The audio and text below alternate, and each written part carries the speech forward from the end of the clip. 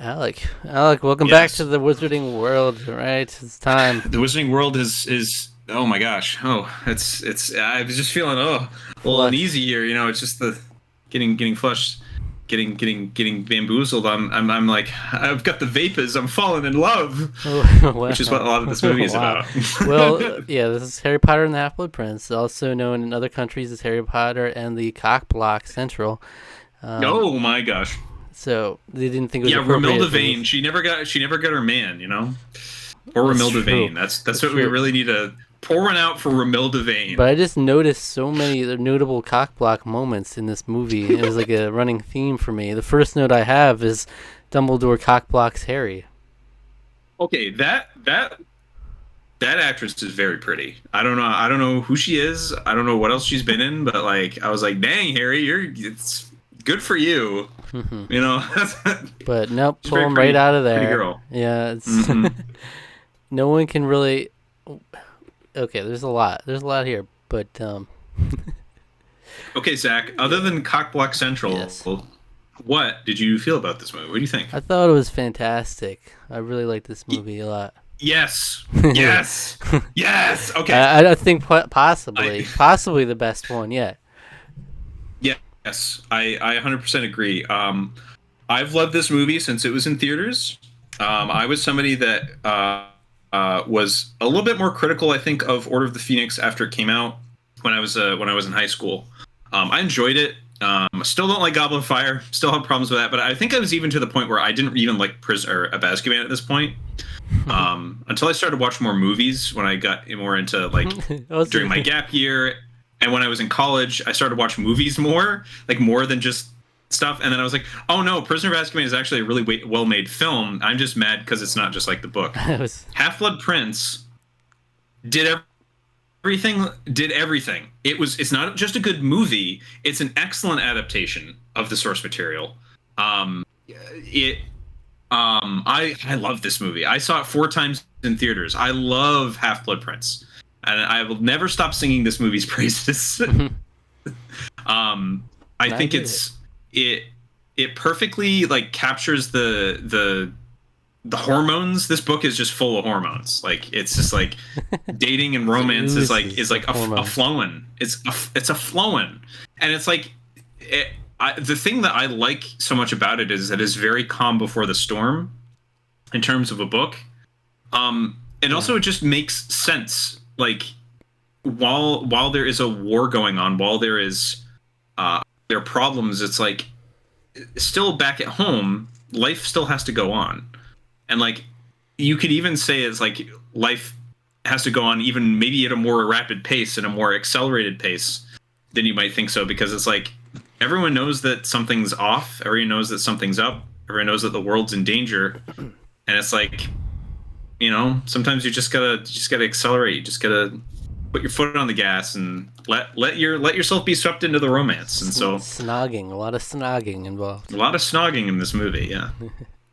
Little Yeah. smooches and smooching and kissing. I, Yeah. I mean, I will say that Draco is still a little bitch boy in my eyes. I'm just gonna say it. Wow. Okay.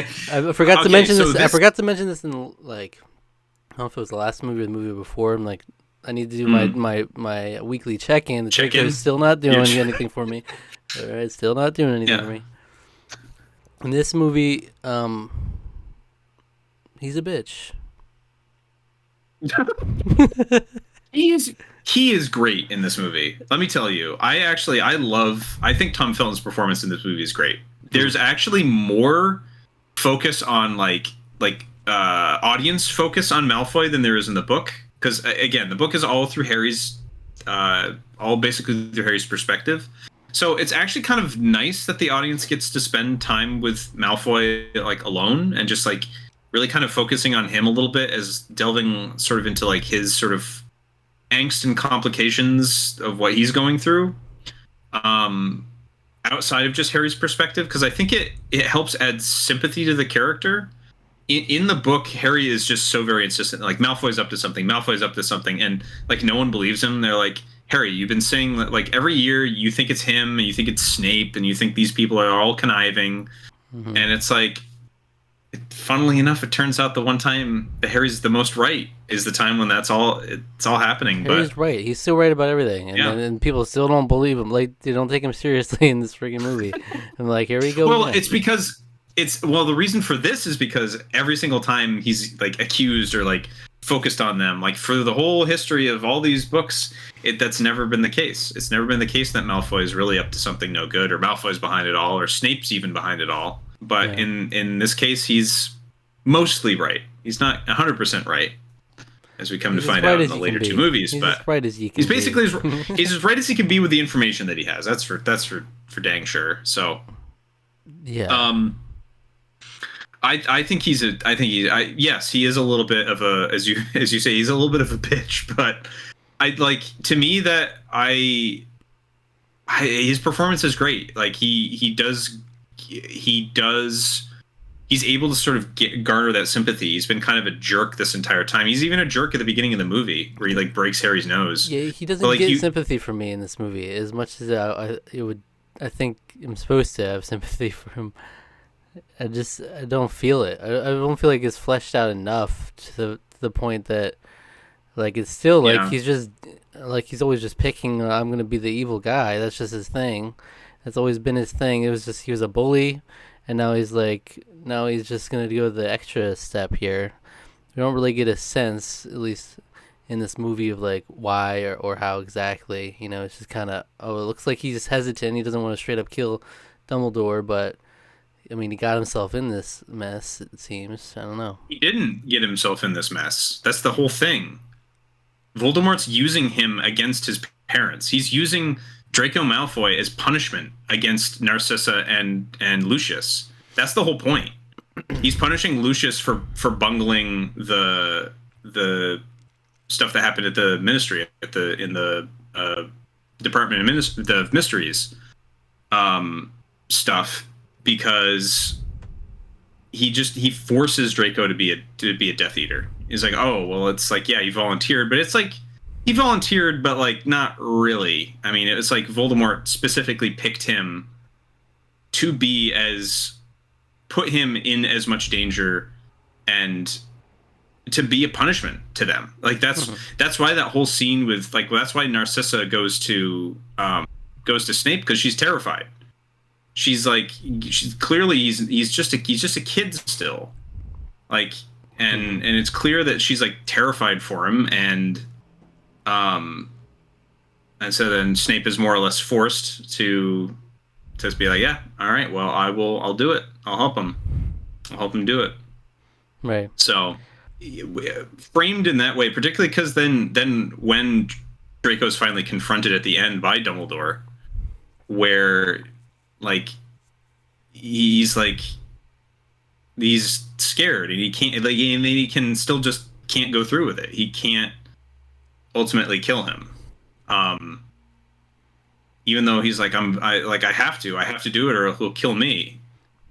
So it's like, it's very much like a motivated by fear. Like he's more afraid than he's ever been in his life. Somebody who's been pampered and favored, put on a pedestal by his parents. He's an only child. Yeah. But seeing him on his back feet is like, it puts the whole, like, everything he's trying to do throughout the movie in such an interesting, like, complex sort of like bubble, I guess. And I really like it. I think his performance is really good, and I don't know. I mean, maybe it just doesn't necessarily work for everybody. I get it. Maybe I'm reading too much between the lines from what the performance is, but I really think he's great. I mean, everybody's great in this movie again as well. I mean, yeah, he's great. I just don't think I personally have any sympathy for him. For when the character we've seen every movie, he's never been well intentioned in anything he's done ever. So we're like, it's just like, yeah, it's a product. Maybe he's a product of his household or his environment or whatever. But it's like, there's only so much. Right. It's like, it's not. I don't think it's excusing anything he's done in any of the previous movies by any means. But like, it's causing you to like rethink in terms of like who he is now is somebody who's he's just ultimately he's a scared kid. Mm-hmm. So Mm-hmm. yeah, I don't know. But I'll tell you whose performance is my favorite in this whole movie, and that is Jim Broadbent's Horace Slughorn. Yeah. Is amazing in this movie. Mm-hmm. Amazing. When they first announced that he was cast as Slughorn, so Slughorn was like always said to be like very like rotund and like bulbous and kind of jowls. He's kind of fat. Like he was in the And I was first like, scene there. and I was like, Jim Broadbent isn't really. He's kind of like they can make him look heavier set, which they sort of did. But I was kind of like, I don't know if that's like the right decision. I was like, no, from like the moment he appeared on screen, and especially when he said, especially when he's talking about like, oh, I got Regulus when he came along, but I would have really liked the set. And I was like, boom, you are Horace Slughorn. You're perfect. You are perfect. I was like sold from that moment on through the whole movie, and my gosh, he's so good. He's so good. Everybody's good always. Also, Michael Gambon finally feels like Dumbledore. It's like they took him aside and they're like, "Hey, by the way, Dumbledore, he's not like really hyperactive and angry, so you might want to just tone it down a lot for the first time, and that's really nice." But yeah, I love this movie. I don't even know where to like Yeah. to even keep talking about, but like I guess if I had gripes for the movie, it's not perfect. The reveal at the end that Snape is the Half-Blood Prince is kind of one of the most half-baked and like shoulder shrugged nod that you could possibly make. It's like, oh, okay. And they just The never fact- elaborate on it at all. Yeah, yeah. It's like, okay, he had the book. So, but the fact that he's like, I am the half blood, like he did his whole reveal. Yeah. I am your A father. Half-Blood Prince. It's like that kind of reveal. Yeah. So you find out in the book the reason that he's calling himself that is sort of like it's a little self-deprecating because Snape is a half-blood, but Prince was his mother's maiden name, who is a witch. So he's a half-blood prince. Gotcha. So that's sort I of like love Prince. where that comes. He just loves Prince. Yeah, he loved the artist formerly known as Prince. That's why it's the half blood and then like like Prince's like logo thing. Like So- that would have been. so That's the into- alternate telling of Yeah. a. The Snape, first of all, come on. With the defense against the dark arts teacher, it's just like a running bit.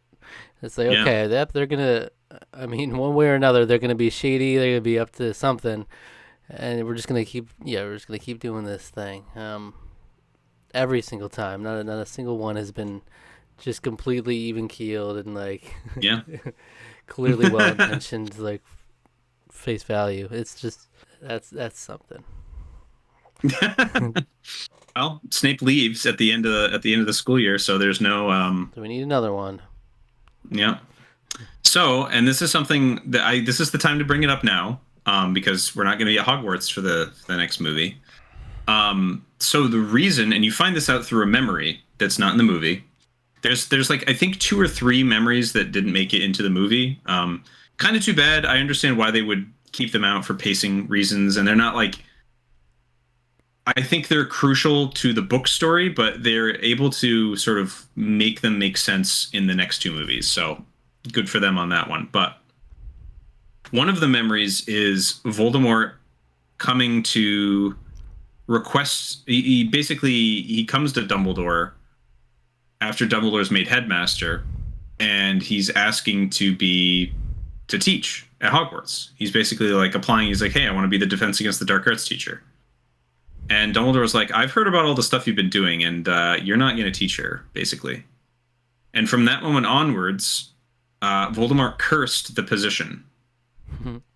So, since that moment, there has not the Defense Against the Dark Arts position. Nobody's been there more than a year because of that curse. So Nice.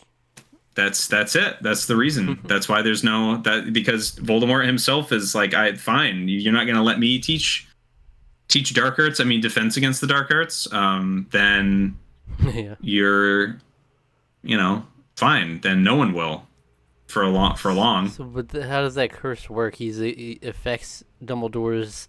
So, did the curse somehow affect Dumbledore's selections of the teachers? Because I mean, he Oh, clearly made poor decisions every time. yeah, I don't know if it necessarily informs selection so much as like it. I guess maybe it restricts it to some degree. Like he sort of has to take who he can get. Um, but yeah, I don't know. Does Dumbledore There's know some that it was weird like cursed, or does he not know? Does he not? yes, because Dumbledore tells Harry that basically. Hmm. So Interesting. yeah. So he did he. So So he knew when he made Snape the teacher that he would not last. Interesting. Hmm. we don't want to spoil too much about the next movies, but there's stuff behind the scenes. I think they show some of that in part two, so we won't go into that. But yes, Dumbledore knew full well what he was doing in that regard, in that staffing position. So Dumbledore always has a plan. That he guy. does. He's had a plan for 16 years 15 years at this point. So Hmm. But yeah, I like a lot of the Snape stuff in this movie. oh, he's amazing. I like how it's like Amazing. really dark movie at times, but then yeah, there's snogging and that kind of stuff involved too. It's like a big contrast. It's a very fun and funny movie despite that. I mean, there's always the undertone of darkness, like the world is, Yeah. sort of falling apart around them to a degree, but like the stability of each other and the relationships they're forging is sort of like that's the fun and that's the enjoyment of the movie. All the romance stuff, Harry and Ginny, Ron and Hermione, Ron and Lavender Brown, who's Yeah. insane.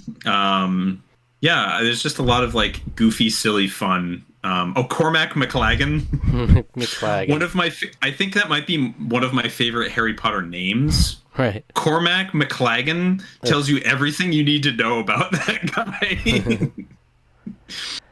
Yeah, I mean The creepy like licking his he's eating the ice cream. So from Dumbledore cockblocking Harry, it sets the precedent throughout the movie that people are going to be cockblocked, and Yeah, Ron. and we got Dumbledore asking Harry if like him and Hermione got something going on. Hmm. But Harry might as well have said, "Well, did you not see in the beginning when I was trying to hook up with that girl?" But come on. And then this girl Lavender is so hot and bothered, like visibly hot and bothered watching watching Ron out there, like, ooh, like getting turned on, and Yeah, well, she even like calls him out when they're in Weasley's Wizard Wheezes as well. mhm. Which is the name of that store, by the way. Which I love. I love that's the name of the store. Yeah. Weasley's Wizard Wheezes. And then Ginny snogging. Dean Thomas. Yeah. Yeah, yeah. And it just keeps going. And then next thing you know, Ron and Harry are talking about Ginny and Hermione's skin. I was like, what? I this. What I in the love world? that scene so much. So weird. It's so awkward. I love it.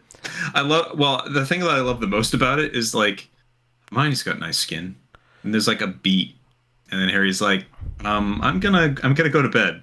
And yeah, The fact and they both awkwardly just like lie there afterwards. it's weird because Ron is like expresses things like that where he's like that's clearly a tell that he's got a crush on Hermione in some capacity, but then he shows like no regard for it at certain times.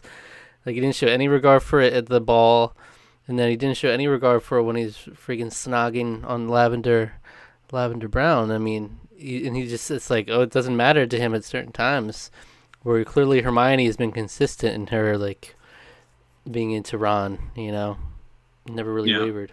He's just kind of a he's a doofus. He's kind of a himbo, So it's sort of like his thing where he's just like he's dumb, but apparently he's got some sort of magnetism. As I think is that what he calls it? I don't remember. He calls it something. It's like will it last? Who knows?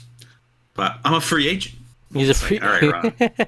Yeah, he'll just snog anyone at this point. It's At like, this point, and yeah. Hermione is like obviously hurt by it. And she's she's like definitely into Ron. We've known this for Yeah. some time. Ever since she told him you should next time ask Taking me me out to to the the ball yeah. before anybody else, and he just does not regard this with any sort of seriousness.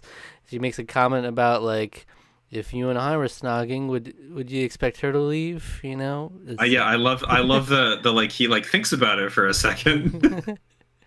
but then Also, drunk Hermione is very funny. It's only there for like 5 seconds, but it's really great, and I Mhm. love it.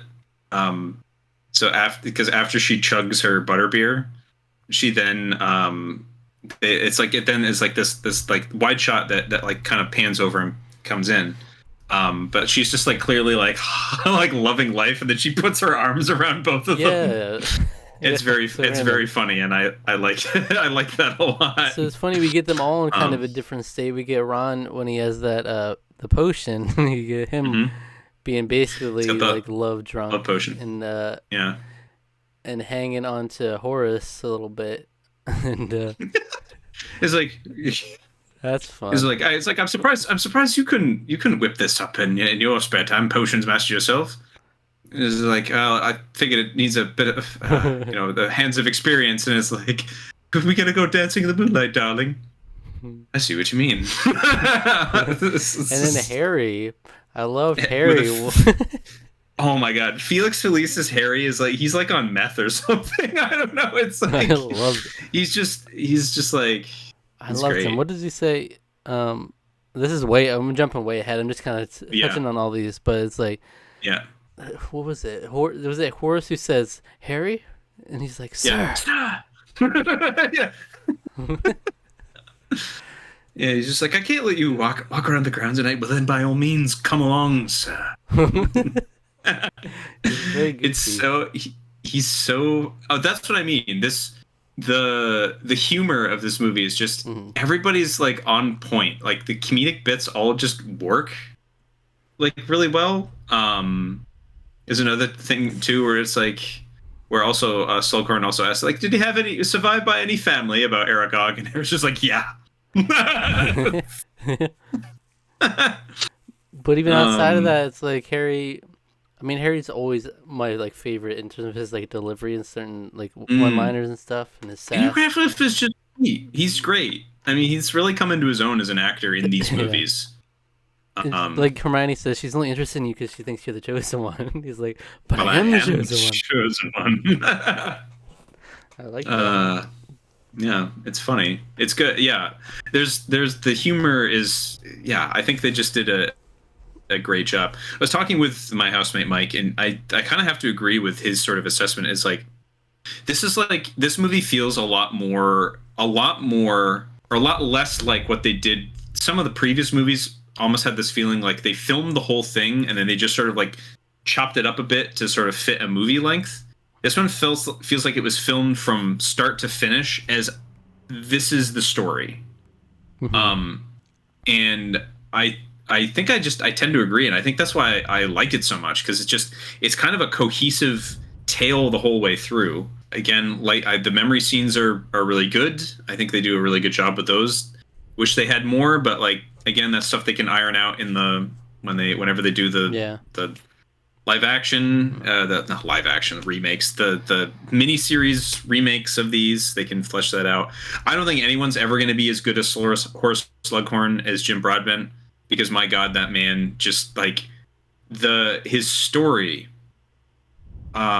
in Hagrid's hut is like that is new that is not was not in the book. His relationship with Lily to the degree that it was in the movie, that's new to the movie. They that whole story with the goldfish is just like that's beautiful. I mean, it's just like it brings me to tears every time I hear it. It's so good. Yeah, this guy who's like so pompous, but really ultimately everything he's doing is trying to just ignore and run away from the his foolishness in the past.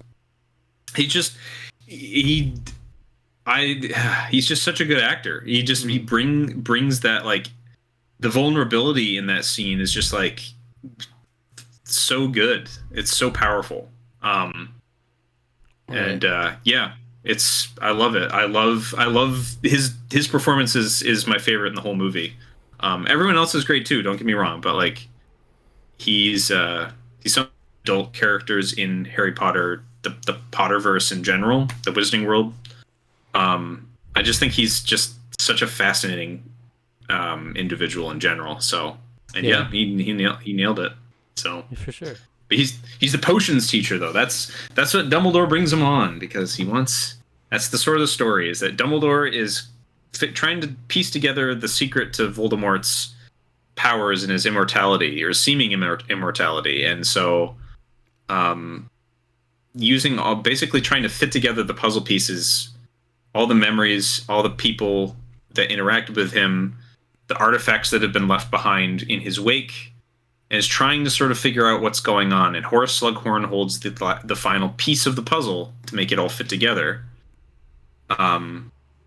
And Harry's the ultimately the catalyst to try to see if he can get that out of Slughorn, and that's kind of the main Yeah. A through plot of the book and the movie, and And it's great. his first attempt not so good, right? He's maybe a little too obvious, I It's like think. no subtlety. It's like it's almost like a bad Survivor play, like the way he approaches it. It is There's like no subtlety. kind of yeah. He just went up telling him like exactly what he wanted.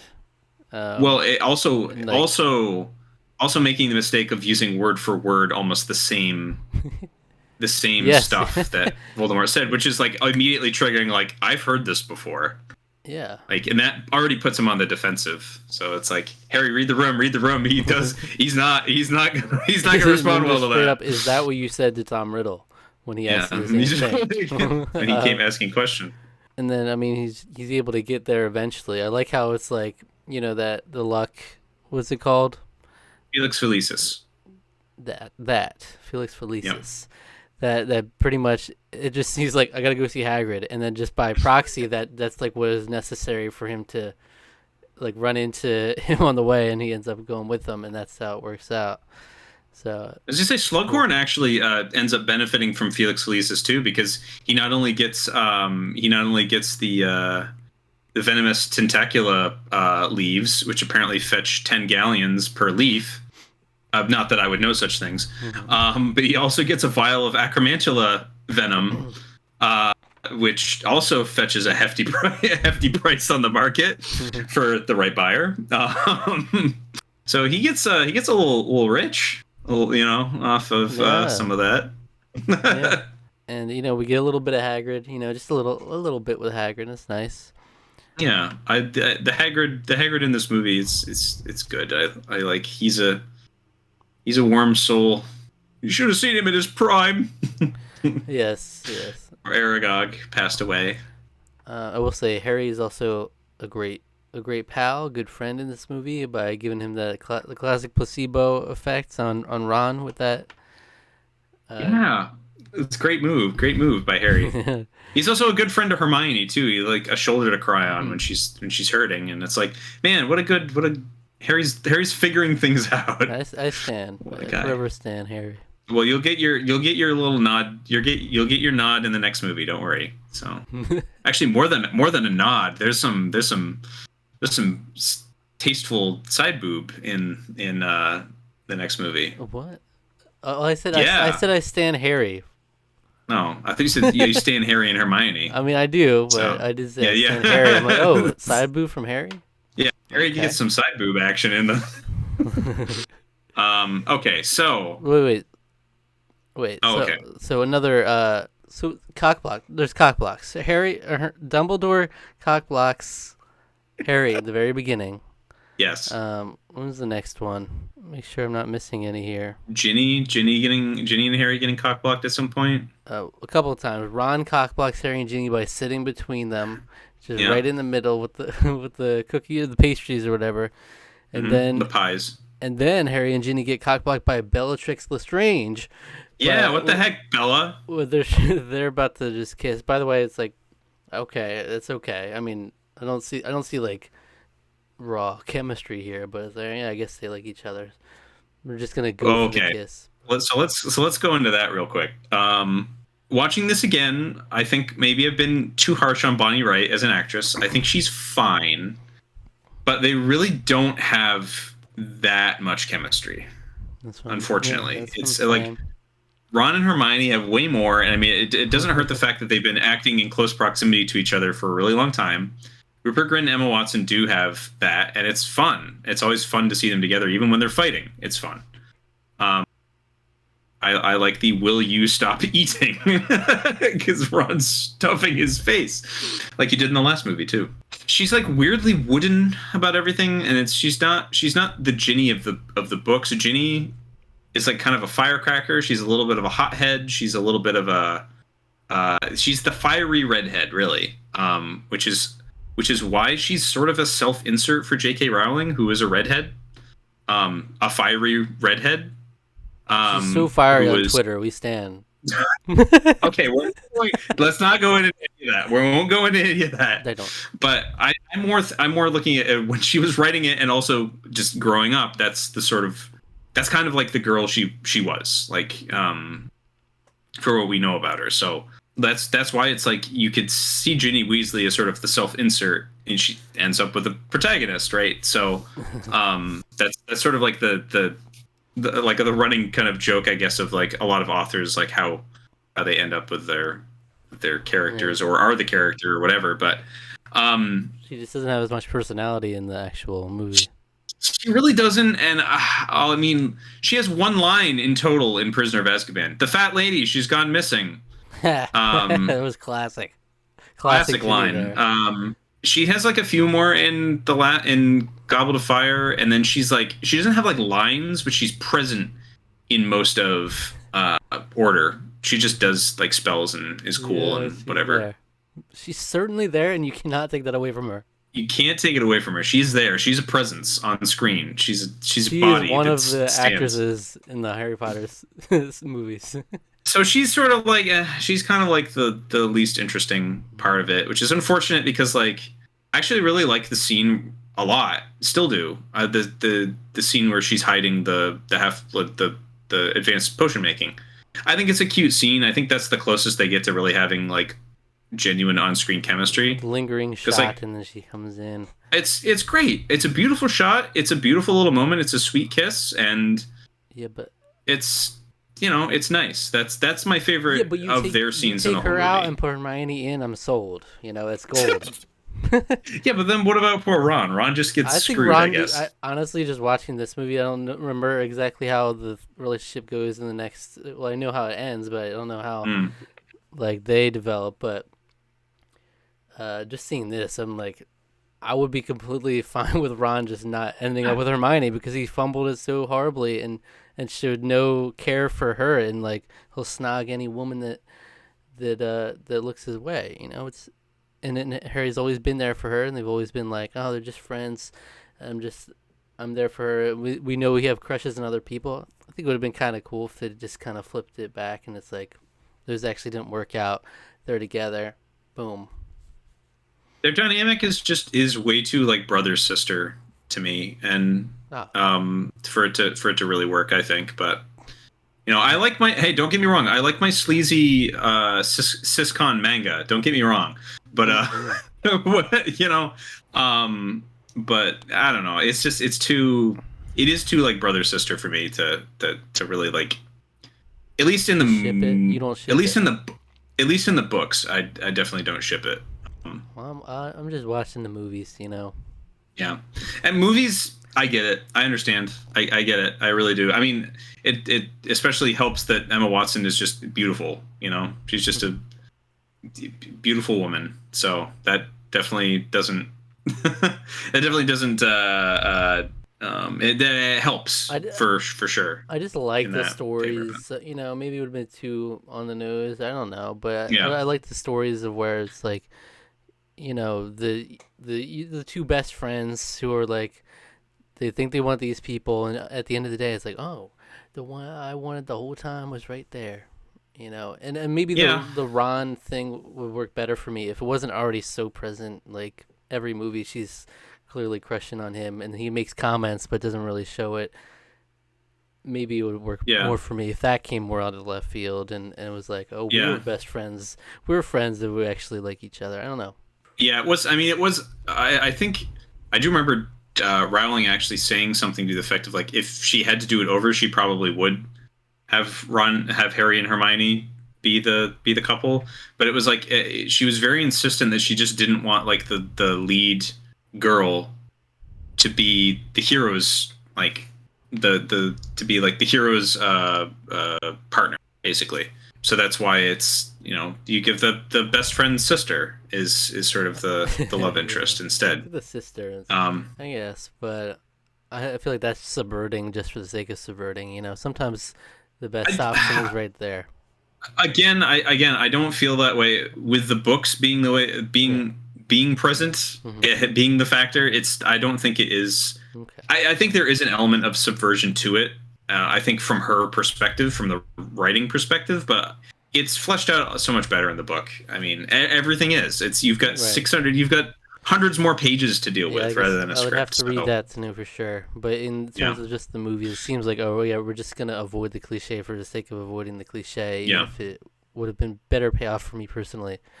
But you don't always get and the I shit think that you want to sail. I think that's just a lot of that is just down to Ginny just not getting much screen time in the movies. Yeah. I'm telling you, because she's present in the books. Yeah, so it's like, yeah, we love our trio, and it's like Harry's clearly done more of the legwork of like being there for her, so it's like you naturally want that to happen. Harry also didn't realize that he was into Ginny until this book. Yeah. Because you actually get like little hints of it. It's kind of fun. There's like little hints of it because the Amortentia when they're in the advanced potion making, like Hermione talks about the things that she's attracted to, but Harry also describes like the book has Harry describe sort of like stuff that he smelled that was like really familiar that he liked. One of them was like something that he smelled at the Weasleys' house, but he couldn't like pinpoint it. And then like a few pages later, it says like, and then Harry got like like Harry got a smell of like that thing, and then like Ginny Weasley's like appeared, and I was like, oh, okay. So Harry's his little thing. It's her shampoo basically, that he liked, and yeah. And the shampoo's nice, It's nice when hair smells good. But yeah, it's interesting just during all the seriousness, there's like this little, just really teen drama, love story stuff going on here. When Ron's laying down on that bed after being poisoned with that drink. So good. Freaking, I thought it was so funny. If you just look at what's going on here, the fact that Lavender comes in and then he says Hermione's name, she runs off. And just to see like Snape, Slughorn, and Dumbledore just watching this all unfold. I love Emma Watson is amazing in that scene. Like having she's obviously very defensive and like because it's like this is my man more or less like, but she's also super awkward and uncomfortable because she like keeps like looking over the fact that the teachers are all here. You've got McGonagall, you've got Snape, you've got Dumbledore, you've got Slughorn. It's so funny. It's really great. I love it. Runs off and then they're just all like. Okay. To feel love's sting or whatever that Dumbledore says. Yeah, it's great. Just wow, yeah. There was something special about that. Just seeing her run off and all these like pretty like what would you say prestigious members of the Hogwarts faculty there. Yeah, they're kind of the who's who of the Hogwarts staff. Yeah, I like the Quidditch is back. Also, that's something that I really like. Yeah. I love the soundtrack. This is one of my favorite Harry Potter soundtracks. I love this soundtrack. It's the In Noctem, which is the choral piece. It doesn't make its full appearance in the actual movie. It's in the end credits, but it's sort of baked into the score as a whole. It's kind of like Dumbledore's theme to a degree. It's like Dumbledore's and like the theme of like just pretty much everything. The memories, the sort of darker tone, the darker elements of everything. But it was in the movie at one point. It's a deleted scene, and I wish it was in the movie, but from what I understand, they actually took it out for one reason. Mhm. And that reason is that Alan Rickman was so good at having such a complicated expression on his face, at such a like that it sort of gives away the twist 2 movies ahead of time. Right. So it was like they didn't want to give that away, and it's like, but everyone watching the movie already knows. um, so it's sad. So because they still do have the shot, like a lot of they still have some of the same shots in the movie that's in the deleted scene, but a lot of it is intercut with Flitwick's doing choir practice, and they're singing the In Noctem. And there's the scene where Snape is sort of like overlooking out the window.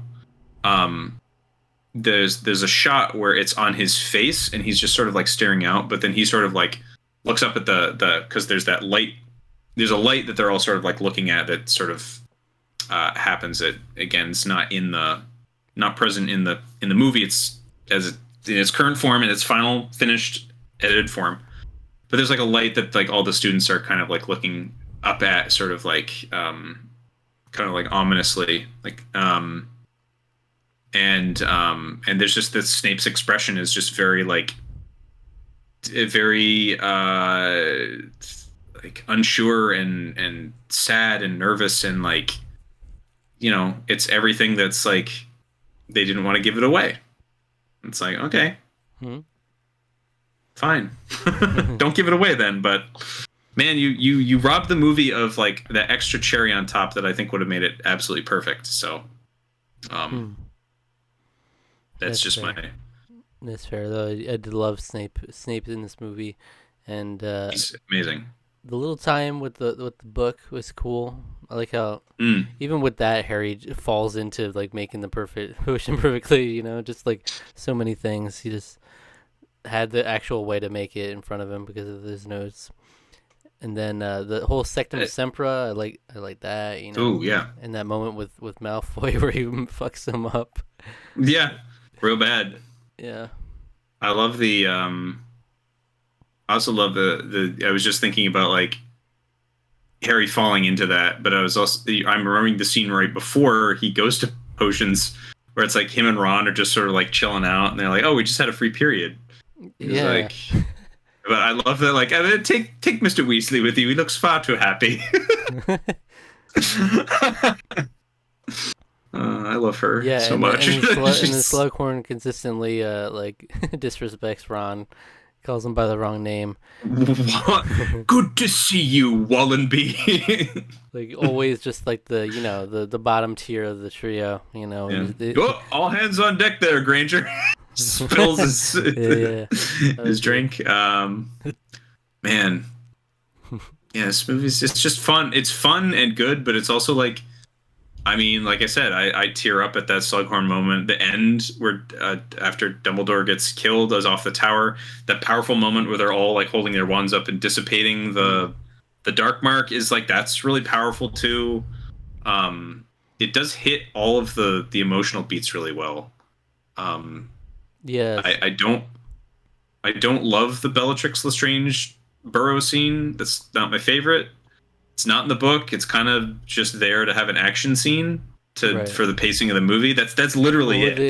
They fucked up the Weasley house, huh? Yeah, they just because I don't know. We needed an action scene. We need the action scene, and we need Harry and Ginny to be pushed together, basically too. Yeah, they gotta be the couple, the power couple. Yeah. And so it all culminates in that Dumbledore scene.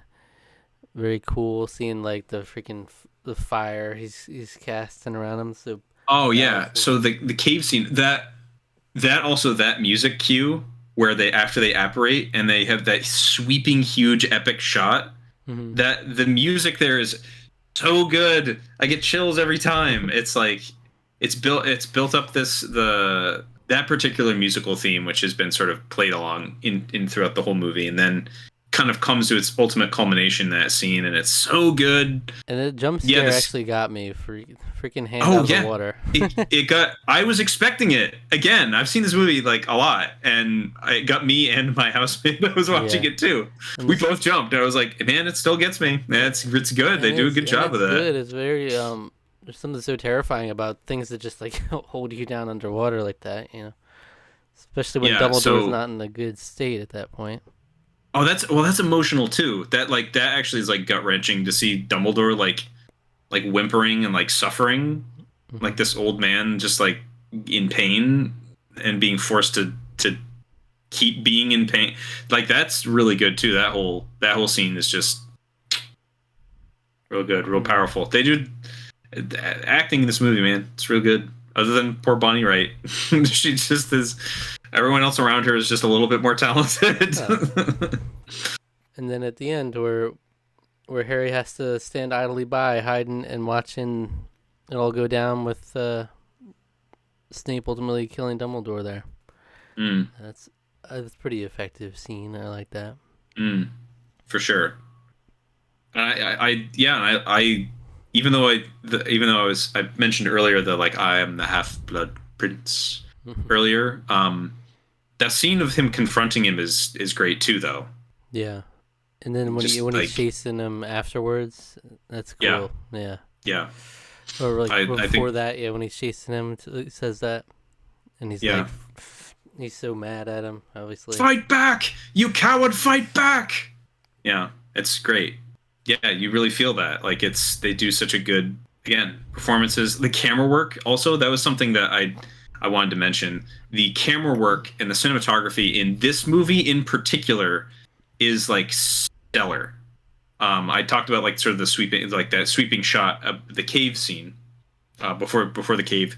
But there's like a lot of really other good like editing and camera work. I love the shot where you have the silhouette of Hogwarts Castle, mountains all behind them. And this is during the Aragog scene. It's kind of like a funny sort of like moment, but then you have this like really really beautiful like wide shot where they're there and they're sort of silhouetted against this beautiful countryside, and it's Hmm. like that's really nice. Like stuff like that is Yeah. they do a really good job with a lot of that. So And last yeah. last scene I want to mention. I mean, it's like nothing, but I'm like, why the hell did Harry stand awkwardly like that when Ginny came in to the table? They're all at the table. I'm trying to remember what are we talking? I'm trying to remember what we're talking about here. I they were at a table. What table was it? I don't know if it was at the Weasleys or if it was at Hogwarts, but there's a moment where Ginny walks in, he stands up. He's like Oh, you're nervous and talking about awkward. at this. Oh, I love that. I love that. That's Why one did of he my stand favorites. up? What do you mean? Why do you love it? That's at the Slug Club party. Why did he stand up? Was he gonna pull her chair out? Do you do you, That's exactly it. It is But he didn't like move. He no, he no, no. But froze. he stood up because so even if it gets customary, it's a gentlemanly thing to do in like high society and like traditional sort of settings. To when someone is late or a lady is late, everyone's supposed to stand so that it's not awkward that she's late and sitting down like without everyone. So it's like it's customary in Uh, politeness for everyone to stand so it's not awkward for her to do so. But he's the only one that he's does the only that one. because yeah, it's just like kind of an awkward, funny moment. All right. All Yeah, sorry about that. I'm not normally late. She like look. right. But then Emma Watson's like perfect, fantastic acting of like the little sly like side eye she gives him. It's just like, and then we got Cormac McLagan who's like, it's like doing the most awkward, creepy stuff with his. Last thing I will say, Ron definitely got laid, right? What with Lavender? Yeah. I mean, not in so many words, yeah, but almost probably, you know. I mean, come on. This, I mean, probably. and I mean, the book has, if memory serves, the book even has like a dot dot dot. When Harry's reminiscing after Dumbledore dies, he's sort of like walking around the grounds and just like being like reminiscing of like the dates and stuff that he this time he spent with Ginny, and there's a dot dot dot in one of them, and I'm like, did they do stuff? You know, Mm. like like they get laid at some point or something? Like is that what we're implying here? But it's like But Hermione's here crushing on Ron, giving it her all. You know, she's totally invested, and Ron's out here just doing his thing. You know, his getting his Mac on, except he was not really having a good time with it. Clearly, all she wants to do is snog me. Yeah, my lips are chapped. It's like, Yeah, it's one of those classic. Yeah, yeah. I mean, that's like a cliche of like the woman. It's too much for me. You know, they're into it at first, and then they're all over you. She comes up, makes the heart on the on the door. R plus L. Yeah, and then Hermione Yeah, walks. Of course, Hermione walks up. yeah, Okay. yeah. I love this. She's like, I miss you, and then walks away. And Hermione comes up right on cue, Yeah, as of if like course. Ron's in there making a heart with R plus L. You know, Yeah. and I mean, yeah, he's hanging out with Harry. Of course, he's doing that. R plus L. yeah. I mean, L plus ratio. That's really should. Is really ultimately it should have been L plus R. L plus ratio. Ron's out here being a free agent, you know. Meanwhile, Hermione's just like, we'll go to the ball with a guy as a little jealousy move. She'll go to on a date with McLagan, or like to bring him along as a jealousy move, but she's not like freaking going all the way. Yeah, with she's these a people. she's a slippery little minx, knows how to run a mouth. Yeah, yeah. What are these? Dragon balls. They have a scrotum joke in this movie. There ain't no way he did the freaking throw up on Snape's shoes thing. He too. did apparently. He did. You just bought He yourself waited detention the for a whole freaking month. perfect delay. Waited until he walked in, and then Yeah, and did you it. just bought yourself detention for a whole month. Yeah. Trying to think of It's if great there's stuff. one more thing. Oh, interesting thing about this movie. This movie's PG. So the last two movies have been PG-13, but this movie is PG, Read which between I the lines, and it's not. find a little. What's that? If you If you read between the lines, it's no, not. it's not. It's just interesting because it's like there's still like some pretty like scary and like dark stuff that happens. Like Malfoy gets like is like bleeding out Yes, at one point. Like it's like that's a lot for. Malfoy couldn't have been more sus in that moment. You know, he didn't even try to. You know, it's like Among Us. He didn't even try to play it off like he didn't do it. It's like immediately just starts booking it. You know, Yeah. when he just sees them interacting, he's like, "All right, well, I guess that he definitely did it then, huh?" Yeah. It's, yeah, and then straight up breaking the bathroom and stuff. You know, all the plumbing's getting messed up in there. If Yeah. memory serves, there's a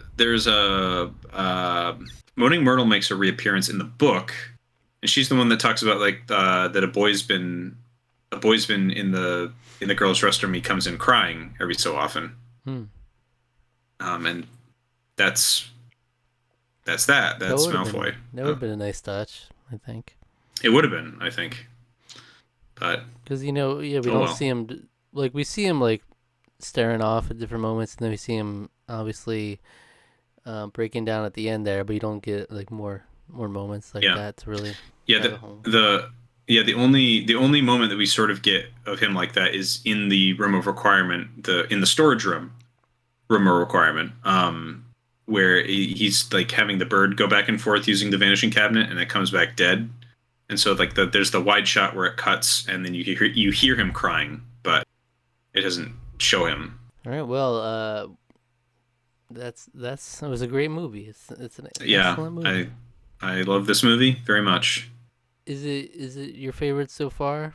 It's definitely my favorite so far. I think, like I said, I think Prisoner of Azkaban's a better made movie, but this really like just in terms of like general filmmaking. But I think this really gives it a run for its money. This is like to me is some of David Yates's best work in Harry Potter. Mm-hmm. Whoever you get the cinematographer in this particular one, this is like stunning. All the performances are spot on. Yeah, I think this one's my favorite, definitely. All right. So what would you give it out of 10? I'm giving it a 9.5, baby. 9.5. Wow. I love this movie. It's like it's hard to really like separate out. I mean, Is it really as excellent as some of the other films I've given 9.5? Probably not. But like that's to me, it's like my Harry Potter love, and bias.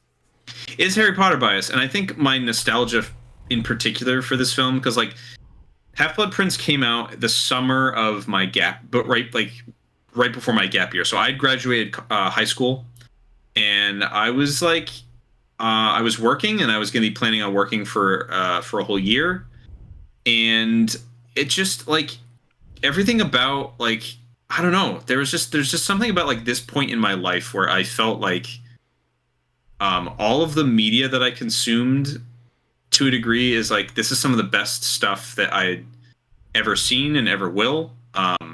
This is the time when I was starting to get a lot more into like more serious anime. I got into like Code Geass and Full Metal Alchemist and everything, and then Brotherhood started coming out. So I watched. I remember that whole gap year. Mhm. I watched through Full Metal Alchemist, the original, really liked it. Brotherhood started to come out, and I started watching that, and I was like, "Holy crap, this is even better!" And that sort of like aired as during my gap year. Um, and so I just like and that was when I started to watch Ghibli movies for the first time, like actually like sit down and watch all of those. And so like this to me is just like another. This is like something that I already loved, Harry Potter, something I loved in high school, and now it's getting a film adaptation, and it's as good as any like adaptation since like Lord of the Rings. Like Mhm. it's like hitting all of the beats that I want from a Harry Potter film. Like and so it felt like to me it was like almost a movie that was made like with a fan in mind when they made it. And like that's I just have a lot of appreciation for it for that for a lot of the nostalgia. I just think it's a fun, extremely well made film that's faithful. It has emotion, like all the hits all the emotions. You know, everything I could want in a movie. I laugh, I cry. It's great. You know, Mhm. I may be going a little overboard, but like I do genuinely love this movie. So Okay. Were you know, you a Henny shipper when you were reading the books? reading the books Mm. absolutely.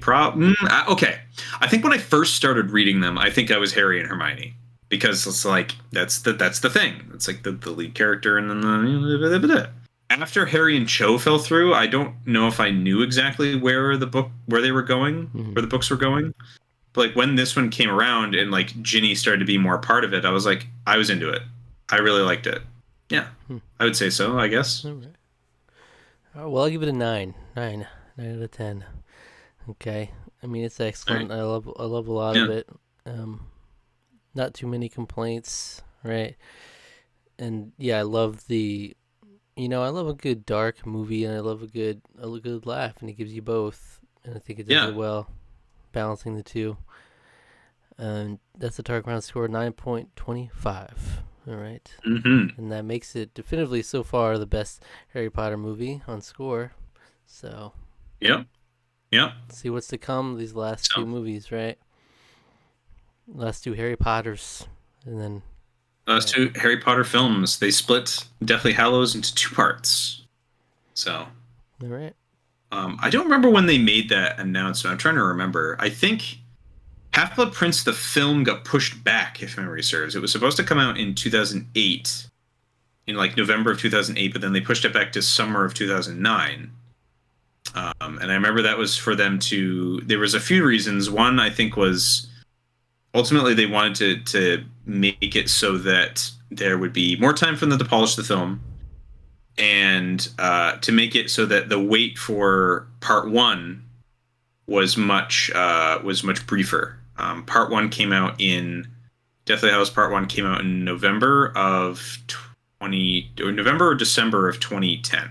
Mm-hmm. So it would have been almost a 2 year wait for a new Harry Potter film, and here it was only about like not even 18 months. So just some of the longest, I think, the longest waits between Potter films. A lot of the other ones we had 2001, 2000. I think it was 2001, 2002, 2003 is the first three. I almost feel like, and then we had 2005, 2007, 2008, and then we had I don't know 2007, 2009, 2010, 2011. So Mm-hmm. It 10 years. it was a solid Solid movie here. I love it. I love this one. So And come back next week for Harry Potter and the Deathly Hallows Part 1. All right. woo. And if you enjoyed the Cool. video, why don't you go check out our review of The Midnight I'm Club. gonna see. Oh, good choice. Good choice. A little bit of comedy, a little bit of darkness. Yeah. You laugh, you cry. Right. A little bit of love. A little bit of it all. And, thank you for watching. If you enjoyed, subscribe to the channel, like the video, leave a comment. And if you do, we'll read in the next episode of the Tarqaron podcast. Right. Hit the notification bell and click the link in the description for our social media. Right. All right.